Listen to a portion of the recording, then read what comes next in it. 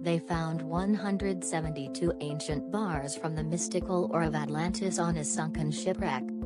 A team of experts came across what appears to be a massive shipwreck around 300 meters, 1,000 feet, below the surface level of the coast of Gela from Sicily back in 1988. There wasn't really anything special about it, except for the few pieces of strange metal that were discovered on the shipwreck. Time moved on and the discovery was mostly forgotten, but every now and then more and more strange metal appeared seemingly out of nowhere near the shipwreck. It was discovered that the shipwreck dates back to 2,600 years ago, and the metals kept on emerging out of nowhere near it. In 2015, for example, 39 of them were collected, while in 2017 a total of 47 were uncovered, only for 2020 to be the year we discovered a total of 86 pieces altogether. Scientists refer to it as Orichalcum.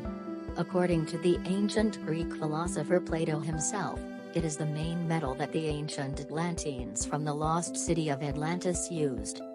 The shipwreck was originally discovered by Sebastiano Tusa, as he also came upon the fact that the ingots were originally meant to be sent over from Greece or Asia Minor to Sicily.